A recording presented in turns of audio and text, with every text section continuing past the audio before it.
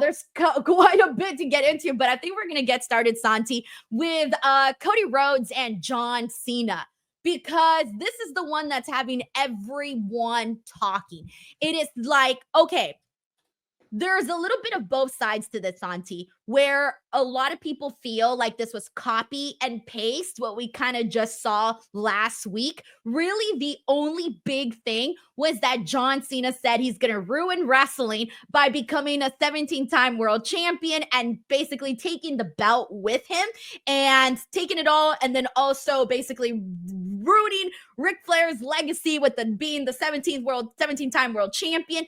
That was really the biggest thing. That was the meat of this promo. Santi, do you feel like you got what you wanted out of this, or do you think that it was a little bit copy and paste? I don't want to say that it was copy and paste, but it was not enough of what I wanted to see specifically between Cody and John Cena.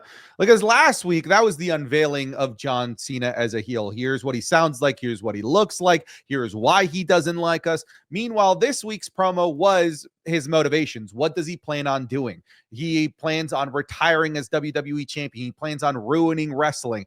So now we got what John Cena wants to get out of all of this, but they still seem to be, whether intentionally or not, because a lot of people are saying they're protecting Cody Rhodes from a John Cena heater where he would just bury him. I don't know if that's their intention. Maybe it is, because that's what John Cena tends to do. But the thought that they're protecting Cody Rhodes is at least kind of creeping into my brain, even if it's intentional or unintentional, because they won't allow, again, intentional or unintentional, John Cena to actually rebuttal to Cody Rhodes. And that's what we're all waiting for at the moment.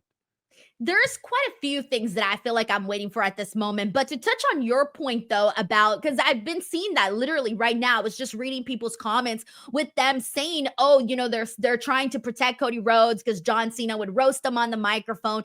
And here's the thing, like, I do know that John Cena, I mean, when he goes on the microphone, he can go, right? Like, we've seen this happen multiple times.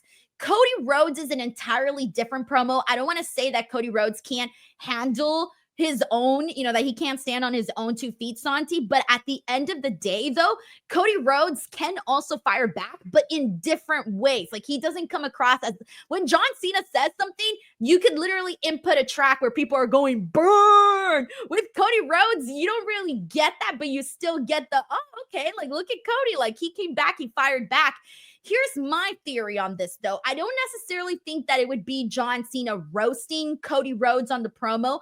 I think that this is just WWE sort of stalling. I feel like they understand they still got so many, I mean, not so many weeks. They got a couple, like 3 or 4, I don't know how many Raws left until WrestleMania.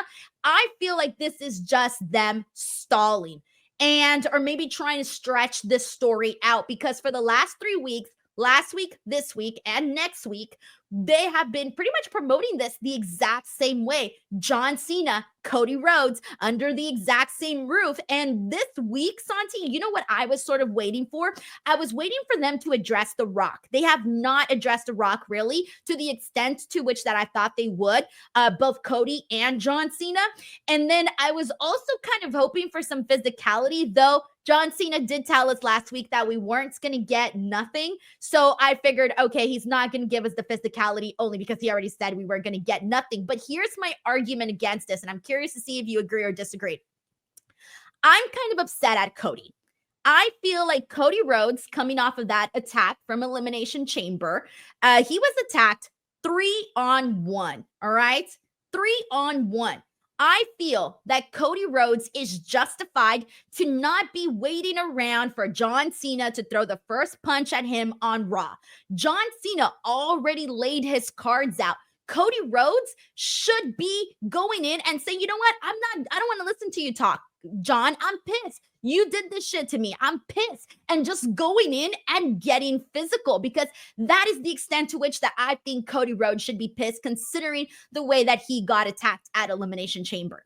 That's fair. That was the Cody Rhodes that we got when he came back after being pile driven by Kevin Owens at Saturday night's main event. It was a vindictive, angry Cody Rhodes that wanted to take out Kevin Owens, and we all really got behind that. And it was a justified version of Cody Rhodes. Would he be justified in going after Cena? Absolutely. But I think you're right. I feel like they are stretching this and milking this as much as they can. But I don't know that they're milking the things that we want to see be milked. You know, like that sounds wrong. Clip that out of context. It sounds wrong, but hear me out. Like you said, we want to know about The Rock. We want to know about the Travis Scott stuff. Where does that all fit in? Where does The Rock fit into John Cena's plan to retire with the WWE Championship? You'd think with The Rock as a board member of TKO, he wouldn't want that. So like, it seems like a weird disconnect there in terms of how it went down at Elimination Chamber versus how things are playing out here in this road to WrestleMania. It's still, in my opinion, the best stuff going on Monday Night Raw, because it seems like Raw is where they're building Cody Rhodes and Cena. In SmackDown, they're doing Roman, Seth, and Punk. So I still really like what's going on, and there are still enough weeks between now and WrestleMania to really get things going. I still believe that they're making good steps forward, but it's as simple as this. We just want the juice. We want the good stuff at this point. That's where we are at. You want the milk, Santi? Okay, sorry. I had to. Show me which titty to milk and we'll do it. Which one is it? I'm dead. Okay, so with that being said, you want the juice, we want this. All right, for me, I want to see Cody echo some of what you said with the Kevin Owens feud, where Kevin Owens, he was showing like this angry, disgruntled, no longer this pretty Cody Rhodes, right? I want to see that. For you, what do you feel you want to see out of this story that they need to do from now until WrestleMania to really make you say, hey, this is a 10 out of 10. No notes. I'm loving what they're doing here. What do they need to do for in your eyes to get there? I just need to hear them talk. I need to hear them go back and forth.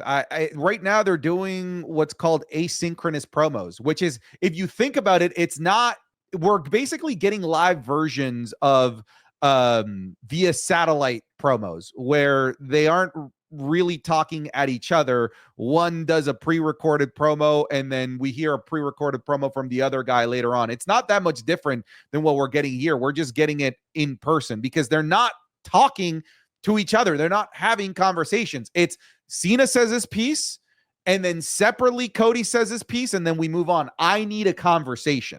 I need to hear these guys go back and forth. I need to see, can Cody hang with Cena on the mic? I want to hear what does Cena think about Cody being the new face of the WWE, the thing that he used to be. I need to hear these guys talk. Enough with the I talk and then you talk and then we go our separate ways. Let's have a conversation. That to me is the next big step. And I need a brawl. And for the love of God, not a breakaway brawl with the 50 bodyguards that are absolutely useless. Let's just a few punches, a couple AAs, a crossroads. I don't need minimum wage Joe over here getting crossroads by Cody Rhodes. All right. I don't need minimum wage Andy over here getting an STF and then more people just getting in between these guys. We've been getting a breakaway brawl every single week, it seems. For almost every big story, too. I feel like we've been seeing that quite a bit. So, yeah, I do agree with you. I do want to see that back and forth, but with the shots being thrown, with all of that, not like what you said, these asynchronous promos that we've been getting. So I'm with you on all of this. I think that we just need to kind of spice it up a little bit more here. We got a couple of super chats. Let's get right into it. We got Rare Gamer 99 who says, Lisa Tequila, how could we all forget about the legend of El Grande Americano? Sad that Chad Gable is sick, going to miss him.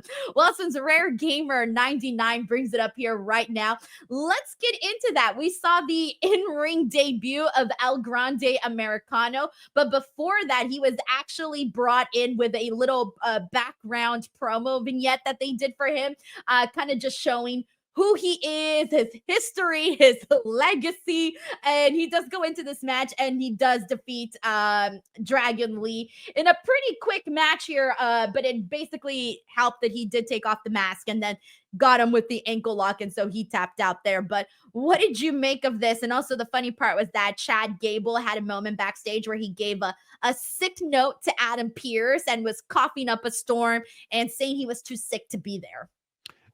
kind of crazy how many casuals watch me that don't know about the legacy of Grande Americano. Clearly, what do you not watch? Like Japanese organizations. He's been all over the world. He has been tearing it up in Mexico, CMLL, AAA. Like, if you were actually a professional wrestling fan, you would know about Grande Americano. So it just kind of goes to show how many casuals watch the WWE. Maybe expand your palette and you might actually learn some real graps. You might actually get to see some of the best professional wrestling on the planet, not this vanilla, dumbed down WWE stuff. Grande Americano is going to bring some of that international flavor to the WWE. And honestly, read up, you like scrub, you normie, you casual. God, come on. Are you saying we need to pop the bubble, burst out of the bubble that we're in, this WWE 100%. bubble, Santi? Try and expand your taste buds, your horizons. You know, this is a guy that's been, if you count, you know, if you're willing to count all of Ric Flair's world championship reigns that he has outside of just the 16, you'd be shocked to see how many championship reigns Grande Americano has. World championships from all over the world. He might have more than John Cena as far as I know, but this guy's been around for decades, and it's just shocking how many few people actually know who this is. Crazier even that you would even think that this is Chad Gable when Chad Gable has a legal doctor's note saying that he's sick. By the way, it would be illegal to forge that. It would be a way to lose your medical license to provide a doctor's note that is inaccurate and is not actually real. You know, is somebody going to risk their medical license for Chad Gable pretending to be a professional wrestler? That's stupid. Come on. Can we move on from this? It's ridiculous. Okay, we'll move on from this. We'll move on from this. All right. But El Grande Americano, he officially had his debut. So I think we're with it. We're with it. We got a super chat here from Sucho who says, when John Cena wins the title, really hoping he brings the spinner title and bringing it full circle. The Rock is the one to present it to John Cena. Would you want to see this, Santi? I would die. That would be the best. That would be the best if they bring back the spinner belt. Of course, I would love to see it. Are you kidding me? Yes. I can already see the image too. John Cena with the spinner belt and then The Rock standing right next to him, raising the People's Championship, and both of them just both holding both of those titles up. I can see it already.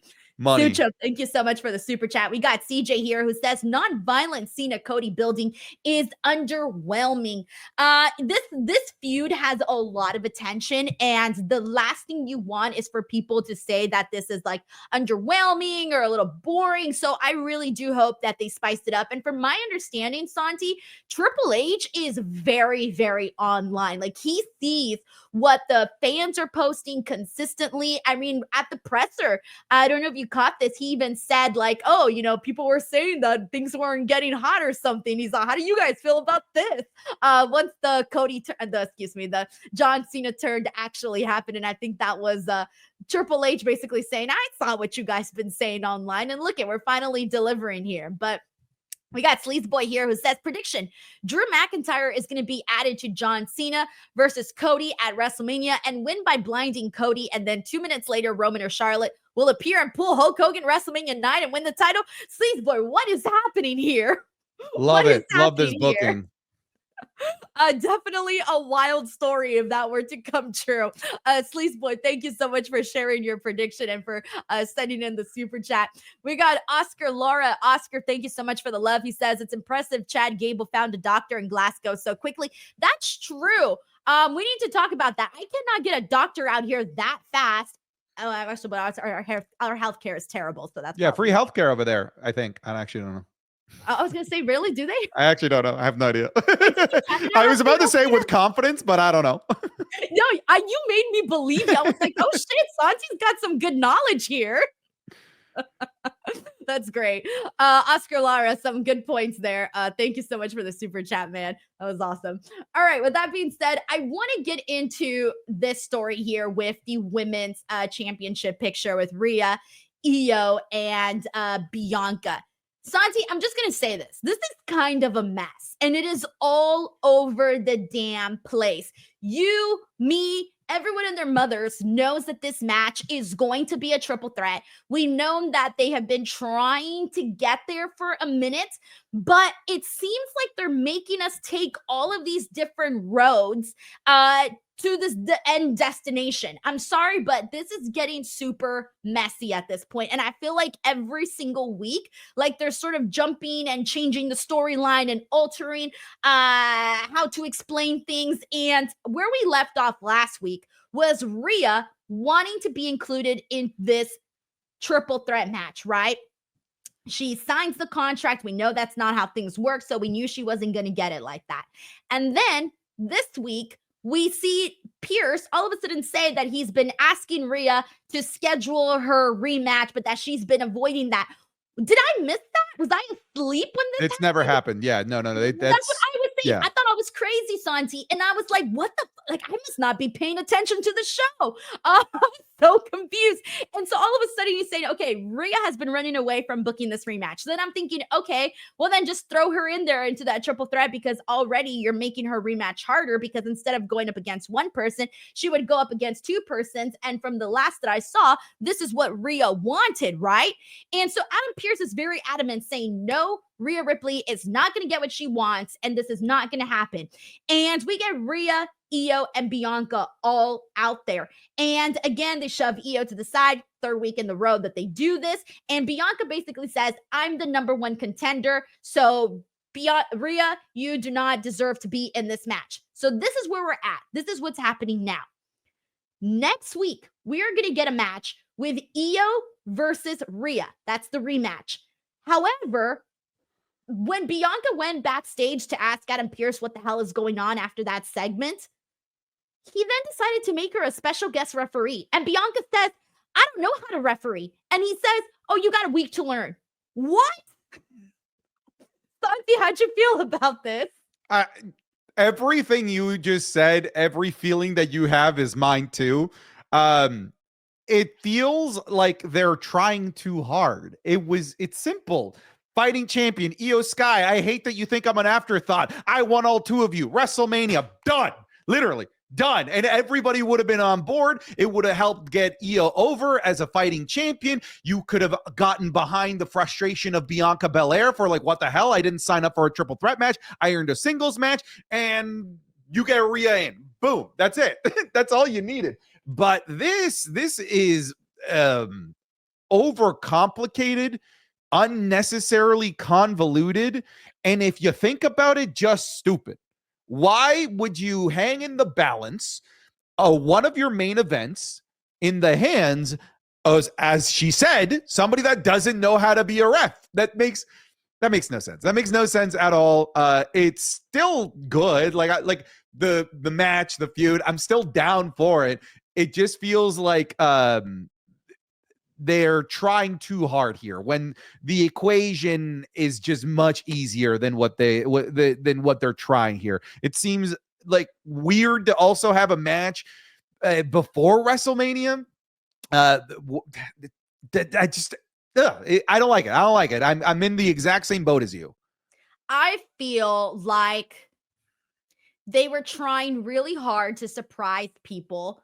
But then they started, when they had Iyo defeat Rhea and have her lose her title, they were trying, I think, so hard to not be predictable in this and not just do Rhea and Bianca, that they were like, okay, let's try to spice this up. Hey, Iyo wins. Okay, great. But then it feels like after that, they lost the direction. Like it almost feels like they're trying to figure it out as they go versus a story that feels like this has been planned out for a while. This does not feel like this was the plan for a while. This feels like we're just getting to it and we're making the rules as we go. Yeah, and now I'm looking at this and I'm like, okay, so Bianca's inexperience as referee is going to end up screwing either Rhea or Iyo, and that's how we're going to find ourselves in the triple threat match.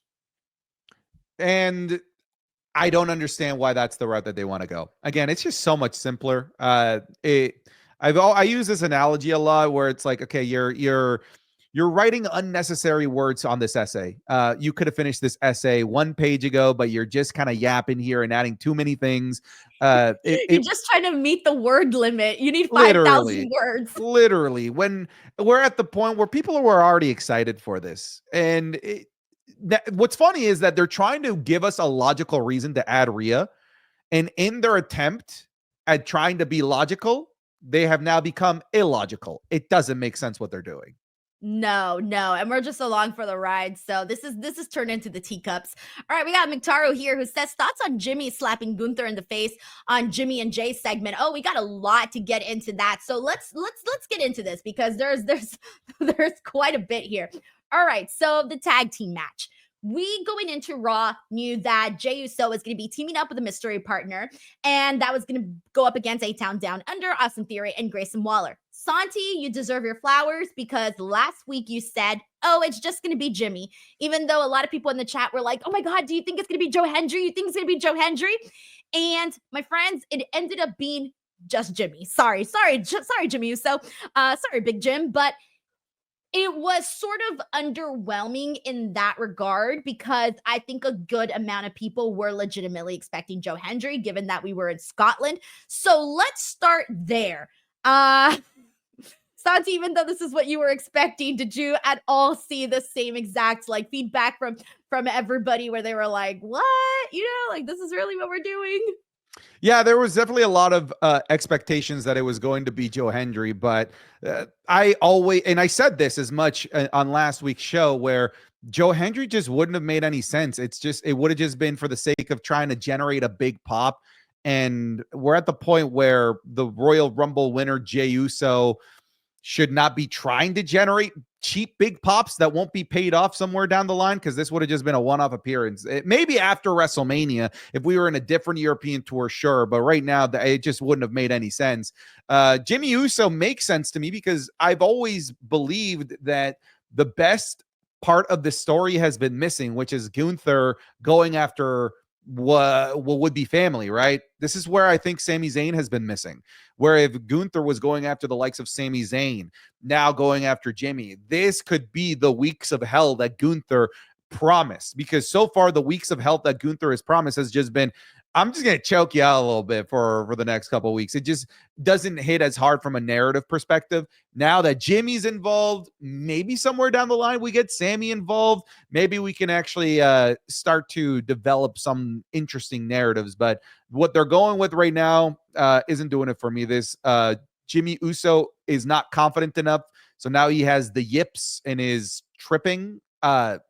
I get what they're doing. I get they're trying to make a storyline out of the actual real life botch last week. This isn't it. Listen, I more than anybody understand athletes.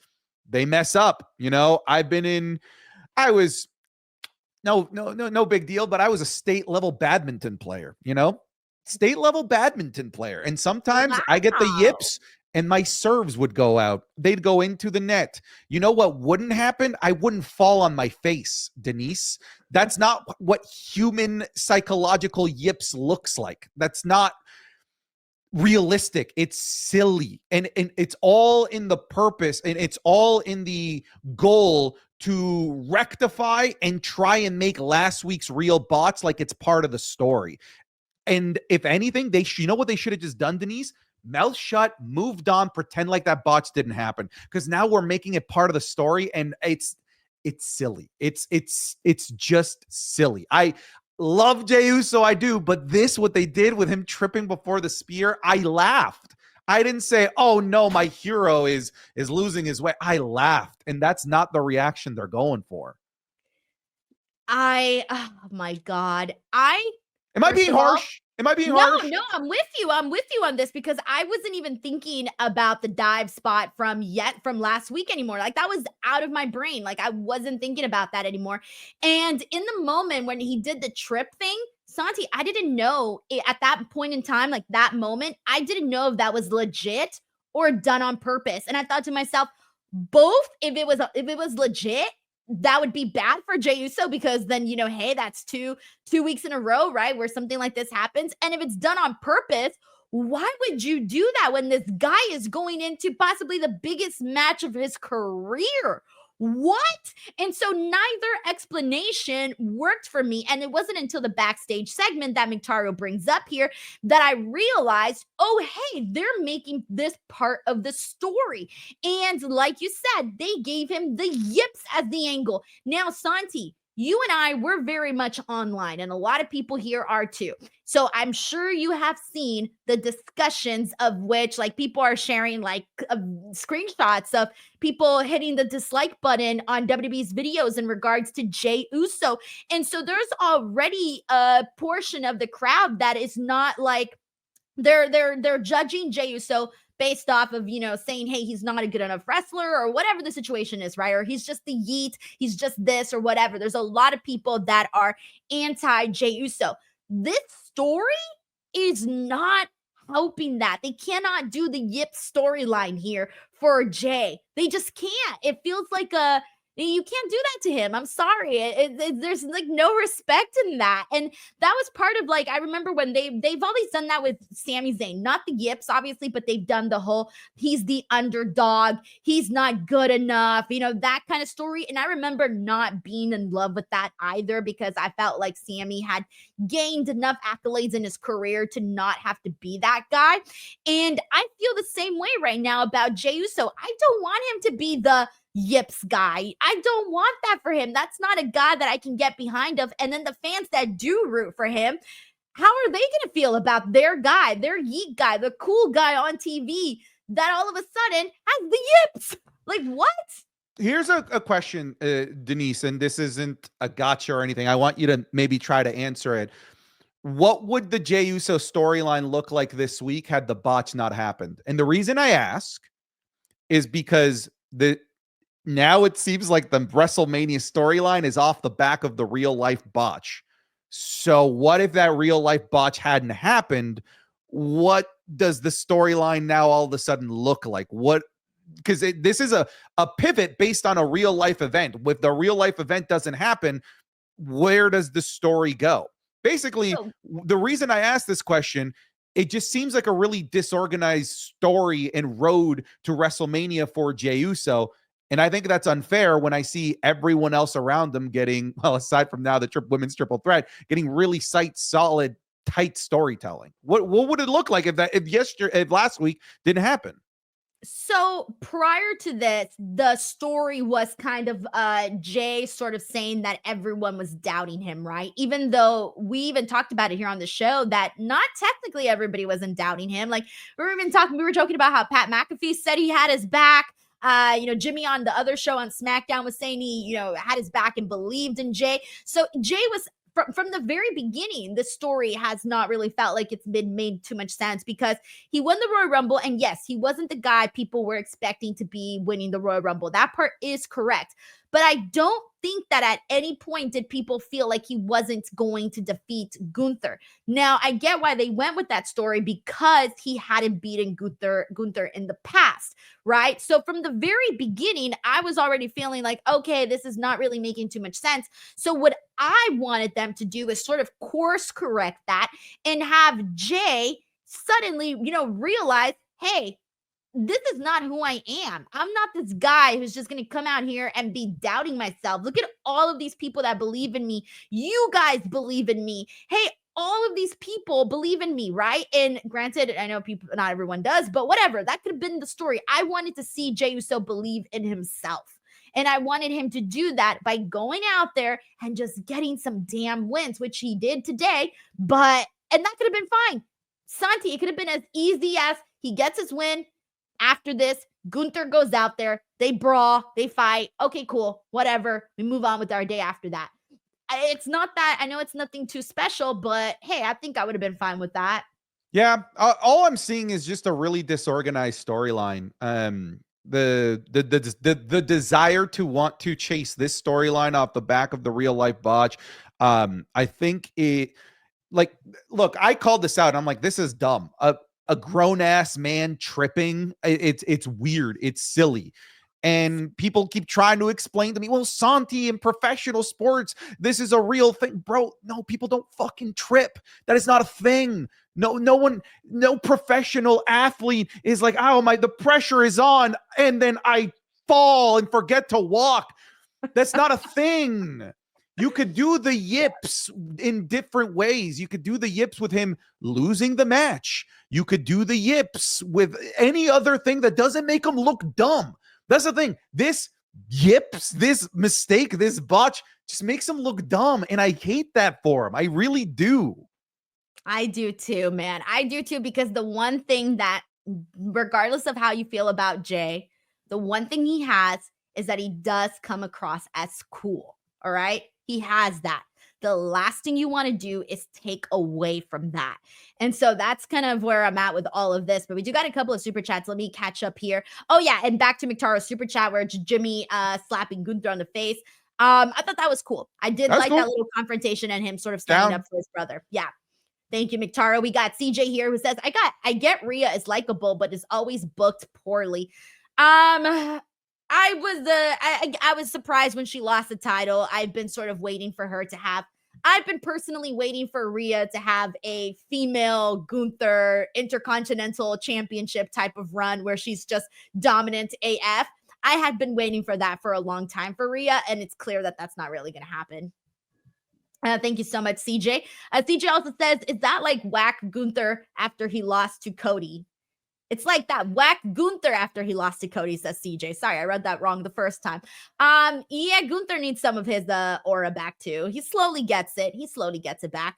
Thank you, CJ. We got AJ Tripp. Thank you so much, AJ, for the generous super chat. He says, I feel the same way about John Lester, who couldn't throw over to first base on a pickoff throw without the ball going into the stands. I'm rooting for him because the yips are real. Google it. Oh, no, we know the yips are real. No one is denying they're not real. But it just doesn't happen when you're just like walking and you just fall. This is stupid.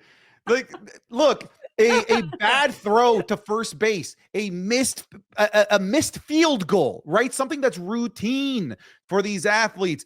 Missed free throws, bad passes. But these guys don't just randomly fucking fall. That's what I'm trying to get through people's heads. You're not an athlete. I play collegiate sports. I played high school sports my entire life. I've never once tripped because I'm nervous. That's so dumb. Yes, I agree with that too, guys. So it's like, yes, the yips are real. We understand that. It's just not the way that it happens, though. It happens a little bit more differently. AJ Tripp, thank you so much for the super chat. We got G Alexander here who says, is it me or does WrestleMania seem lackluster compared to last year, not feeling the buildup at all? See, I still have hope with the Roman Punk Seth story. Like, I'm still excited for that story. I think once we get into, I'm going to give the John Cena Cody Rhodes another week. Hopefully they kind of speed things up a little bit. I'm still interested. Just wanted to speed them up a little bit. The only stories where I'm kind of like down and under about right now is the Charlotte Tiffany story, the Jay Gunther story, and the Bianca Rhea Iyo story. I know all those matches are going to be great, but the way we're getting there does feel a little funky. But other than that, I'm still having hope, and I think we're still a couple weeks away, so we still got some time to get. I want to address something because he's a regular in my chat. Riddell says, Santi, I got to disagree. Mark Sanchez butt fumble, J.R. Smith rebound in the playoffs, and not okay. You are giving the best examples as to why this is a bad idea. They have become memes. People roast for years the butt fumble. People to this day still make fun of J.R. Smith. Is that what you want out of Jey Uso? Do you want him to be a meme? Do you want him to be made fun of? I get like the physical tripping thing. You may find silly examples like that, but all of those silly examples make them look stupid. That's what we don't want for Jay. That's all we're saying. There could have been different ways of yips, losing, getting rolled up, anything, but tripping is dumb. Hey, I want to move on. I want to move on from that because I feel like I've said my piece, but it's just, it's baffling to me how this isn't getting into people's brains, that tripping is so, it's turning him into a meme. It's just that maybe he's got the yips, but not the athlete side of him, the human side of him. Just forgot how to be human, forgot how to walk. G Alexander, thank you so much for the super chat as well. Alrighty, with that being said, let's go ahead and jump into our next topic. Lyra Valkyria defeated Raquel Rodriguez to retain her Intercontinental Championship. Not really too much to get into the weeds in here, but Liv Morgan and Raquel did attack Lyra after the match, and so Bayley ran out there and she ended up helping out Lyra. Here's my question, and this is totally in a different direction, but are they still doing this story with Bayley and Roxanne? I mean, I haven't even seen Roxanne on NXT Since her since Jordan losing match. yeah, Yeah. since the Jordan match, since Roadblock.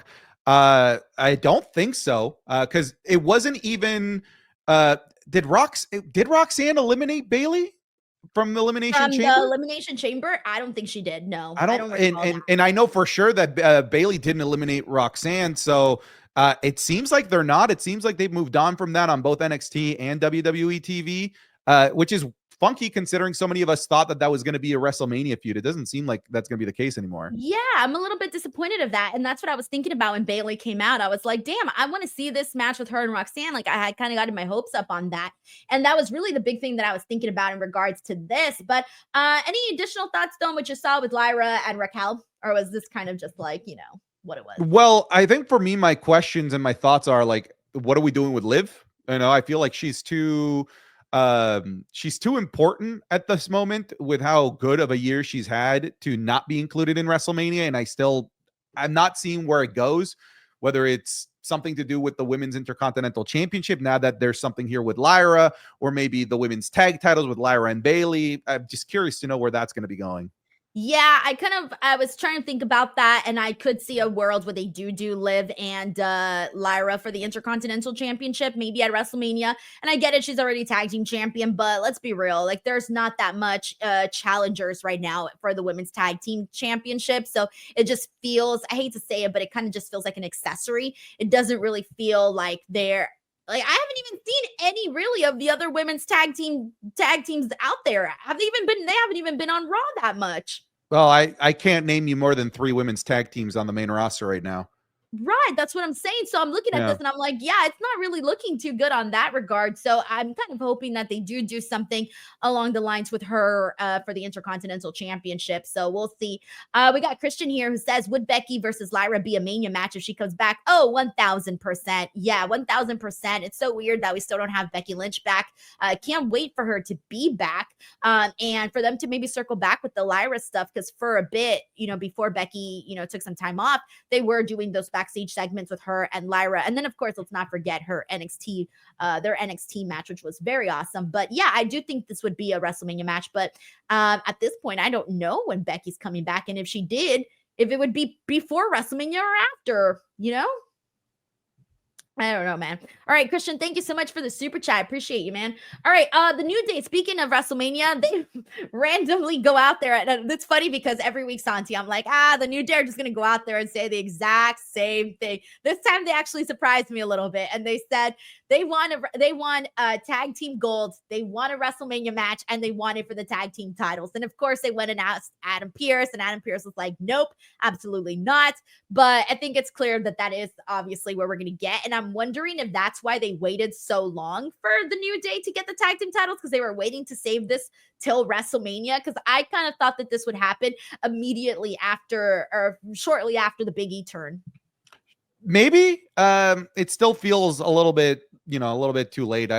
Like them winning the tag titles at WrestleMania, I don't know that it really fixes the damage that's been done from the lack of follow-up from the amazing heel turn. Yeah, it doesn't. It really doesn't.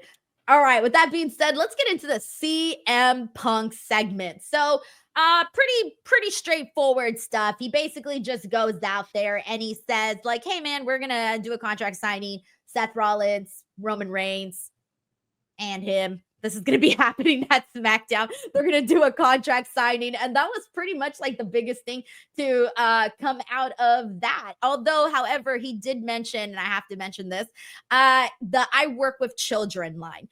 Now, when I heard him say it, I was like, is he making a nod to the media scrum? Because he's very infamous for saying this line, Santi. I've said this before, but for me, like in regular life, every time I say I'm old or I'm tired, I always have to do the entire CM Punk quote. I'm old, I'm tired, and I work with fucking children, because that quote is pretty iconic. And so every time I say anything along those lines, I gotta finish the thing. So when I heard him say that, and then he paused and he looked up a little bit, I feel like that was definitely a nod to the media scrum. And it seems like a lot of people caught on to that. Maybe not the people in the crowd so much, but people on the internet definitely caught on to that.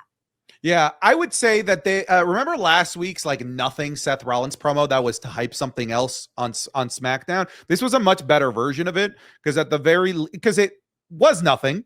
You know, when you really boil it down and you really try to understand what we got out of it, the answer is nothing. It was go watch what happens on Friday, which it seems like they're building that triple threat on SmackDown and John Cena and Cody Rhodes on Raw. That's the vibe that I'm getting.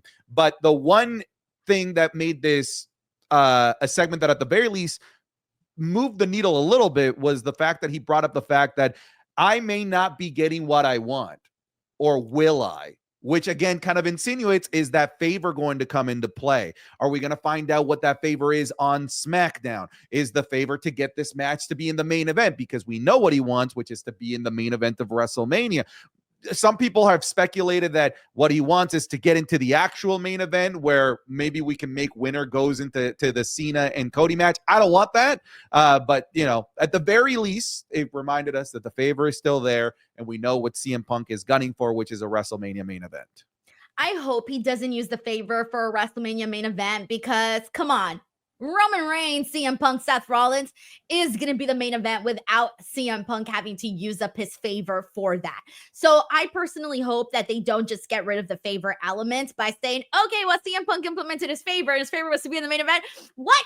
This was going to be the main event to me regardless. Ain't nothing else going in the main event of night one if it's not this match here. So I don't want him to like waste his favor. I don't want to say waste, but I don't want him to use his favor on that because again, you can make this a WrestleMania match without us questioning why it's the WrestleMania match, right? No one's going to question that. So that's kind of like what I'm feeling on that regard. And then for me, I do want to ask you, Santi, because we did have the first segment. This happened on SmackDown, but were you pleased with what you saw on SmackDown with Punk and Roman and Seth and kind of how they started to get the ball rolling here? I didn't hate it. I just wanted more. I felt like the brawl started earlier than I would have liked. I would have liked to hear these three guys talk at each other a little bit more. Funny enough, that was the same complaint that I had earlier in the show about the Cody Rhodes and John Cena stuff. We would like to hear more back and forth. And then, of course, the classic pull-away brawl that we've been getting ensued. I was wanting more out of that segment, but I didn't hate it. Yeah, that's kind of how I felt too. Because I think the big thing that I'm waiting for is the Roman CM Punk exchange, like the promo war. That's what I'm waiting for with this particular feud. But Agreed. With that being said, let's go ahead and get into the main event of WWE Raw tonight. And that was, of course, for the Intercontinental Championship, Bron Breakker and Penta. And this was a match that was teased, last week, obviously, when we found out that he was going to be the number one contender. And so they did this match today in the main event. And this ended via DQ. Because as you all know, Dominic Mysterio has been trying to get Penta to join the Judgment Day. Finn Balor has been against it.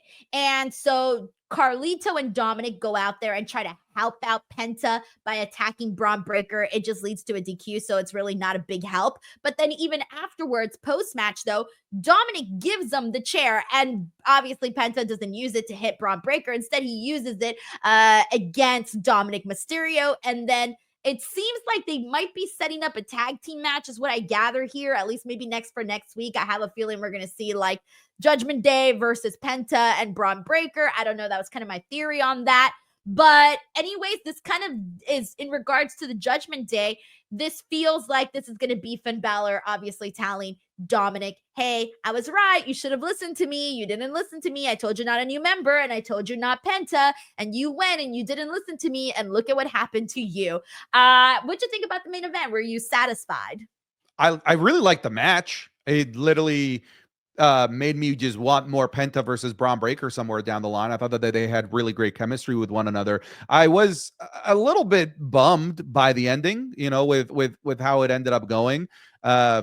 Funny enough, like it looks like they're going towards like a fatal four-way for the Intercontinental Championship at WrestleMania. One of the things that I said is if there was a title with a lack of storylines and depth to warrant just putting in people for a random multi-man match, it was the US title, not the Intercontinental title. And yet here we are. It looks like the IC title is the one that's going to be going in for a multi-man match, which I'm happy that it's likely going to get Finn Balor and Dominic Mysterio on the show. I I would have liked Penta versus Braun Breaker at WrestleMania instead of happening here on this episode of Raw with a little to no build. And when you think about it, what a terrible way to recruit somebody, ruining their opportunity to win. Like Penta didn't need the help at the moment. So them just jumping in there just cost Penta and screwed Penta. So obviously that's a terrible attempt to recruit somebody. So it seemed kind of all over the place, and it just sort of seemed like a very convoluted way to get us to this potential fatal four-way. Plus, it also really just reminiscent of what we just saw on SmackDown too, with Jacob Fatu and Solo Sikoa. Very, very similar in that regard. So I'm just like, all right, cool. It is what it is. But yeah, for what we did get to see from Braun Breaker and Penta, it was good up until the DQ stuff. I did love Penta not obviously joining the Judgment Day. Yeah, that would have been a mess. With that. Yeah, I was thrilled with that. So now this Fatal 4-Way, I guess we're thinking Braun Breaker, Penta, Dominic, Finn. That's what I'm thinking. Yeah. In this, or is no? I wouldn't think so. I wouldn't think so. Maybe not, huh? All right. So we'll mention poor Ludwig. We got David here who says, I'm really disappointed they sidelined Roxanne. They killed her momentum. She was doing well. What happened? I don't think they've killed her momentum. Her momentum is definitely still alive. I just hope that we do get to see Roxanne and Bayley reignited here. I really, really do hope so. So I'm not giving up just yet. This is what they did with Tiffy last year.